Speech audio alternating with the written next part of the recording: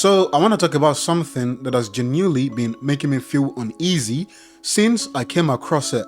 Because this is one of those cases where you read it and think, okay, someone somewhere knows exactly what happened here.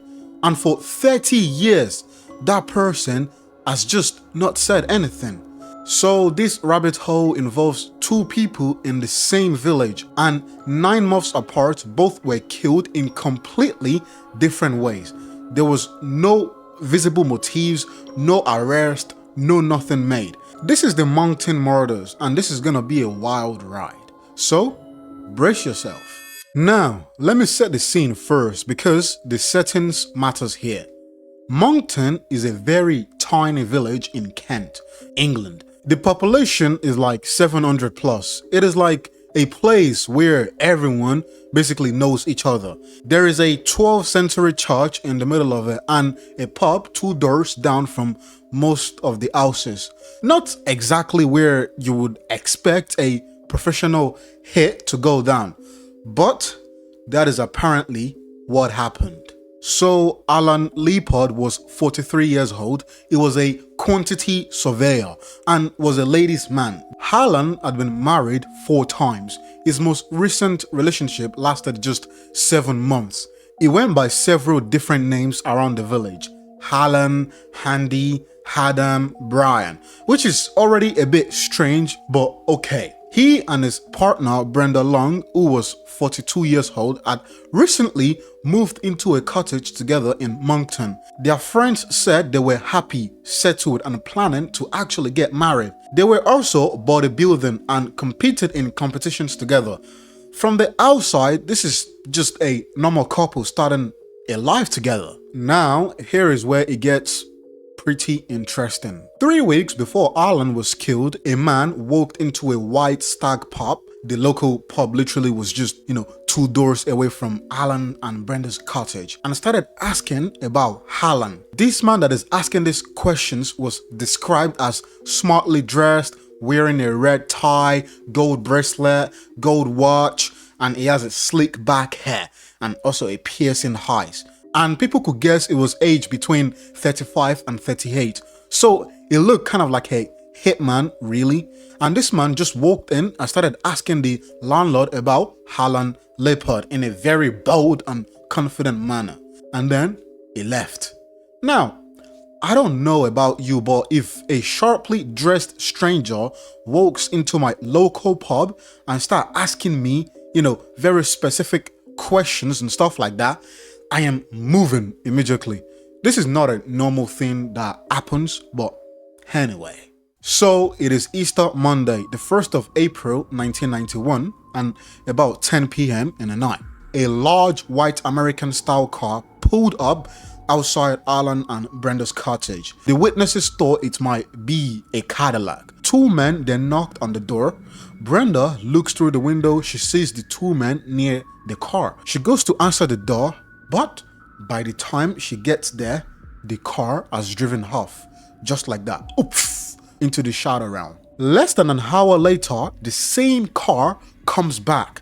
This time, however, Alan was the one that went downstairs himself to answer the door. He opens the door and he is shot at point blank range in the chest with a 12-bore shotgun. Alan managed to stagger back inside the house back to Brenda, and he died in her arms. The car then drove away and was never ever seen again. Now, the investigation that followed was massive for a village this size. The case was even featured on Crime Watch, the BBC's biggest crime appeal show at the time. The host, Nicholas, described it as looking like, and this is a direct quote, a killing from some second-rate Hollywood screenplay. Also, there were 950 calls from the public after the Crime Watch reconstruction. And still, nothing helped solve this crime. There were still no arrests.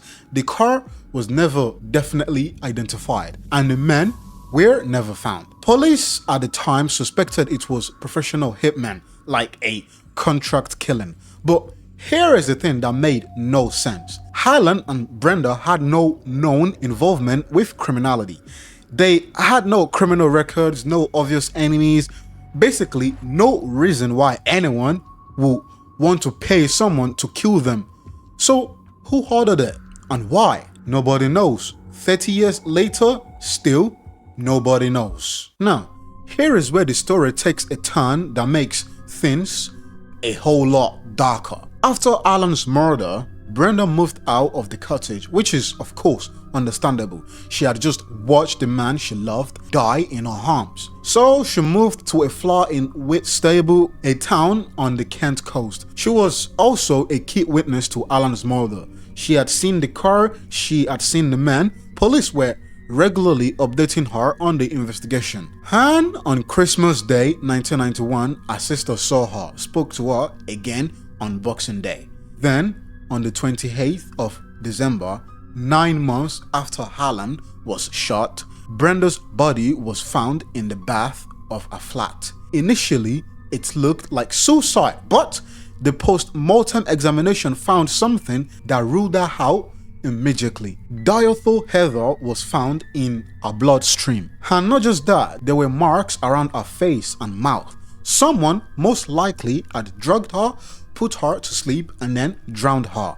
The coroner described it as a strange and disturbing case and recorded a verdict of unlawful killing. The pathologist said Brenda had suffered a deliberate and violent assault. So let me give you a little moment of confession here. This case is utterly absurd and strange. It doesn't seem like there is a reason for any of this to have happened, unless their past came to haunt them. Who knows? And now you have two murders, same couple, 9 months apart, completely different methods to the killing. No known motive for either. And the retired detective who investigated both cases, Nick Biddes, said something that I think is the most important line in this whole story. He said, "You cannot look at one murder without looking at the other." Brenda was a key witness to the Alan's Leppard murder. In the 9 months after Alan's death, I regularly updated Brenda on the inquiry. And as a key witness to his murder, we had a duty to care and to look after her welfare and safety. So the police knew she was a key witness, they were looking after her, and still someone got to her and killed her. Which raises a question I cannot stop thinking about. Whoever ordered Alan's killing know that Brenda could identify them? And again, why did they even wait? Like, why did they bother to wait 9 months specifically? Is it to avoid suspicion before silencing her? Because this is cold and outrageous. Here is what we still don't know, and honestly, the list is long. We don't know who Alan and Brenda actually were beneath the surface. They may be, we don't know.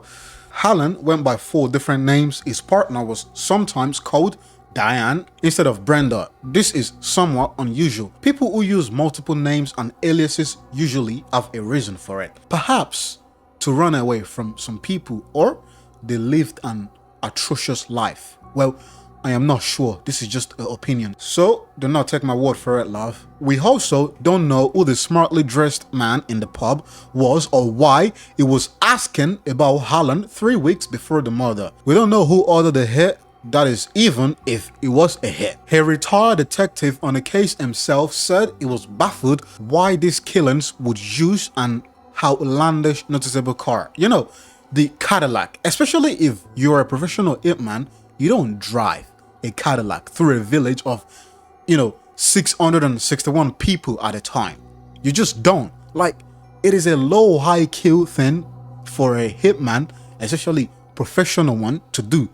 Unless, and this is my take, it wasn't as professional as it looked.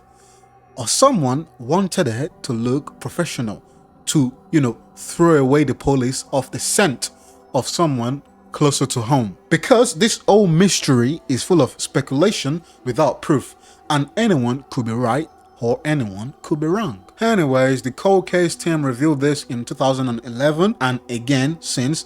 The DNA technology has advanced significantly since 1991, but as of the most recent updates, there are still no new development. Nick Biddes, the original detective, said, "I still hope someone might make a call that gives police the golden nugget. I hope 30 years on, someone's conscience might be pricked to say something they know. It is just strange to think about that for 30 years and someone out there knows something but isn't speaking up about it. Maybe they are still in the village. Maybe they moved away years ago. Maybe they have been carrying this since 1991. Still, no one knows. The number to call if you have any information is just on the screen. I am actually putting this on the screen because, you don't know who is watching. Anyways, I don't have a conclusion for this one because there isn't one yet. But if you've got thoughts on what you think happened, drop them in the comments. I am genuinely curious. What do you lot think about this? Anyways, see you all.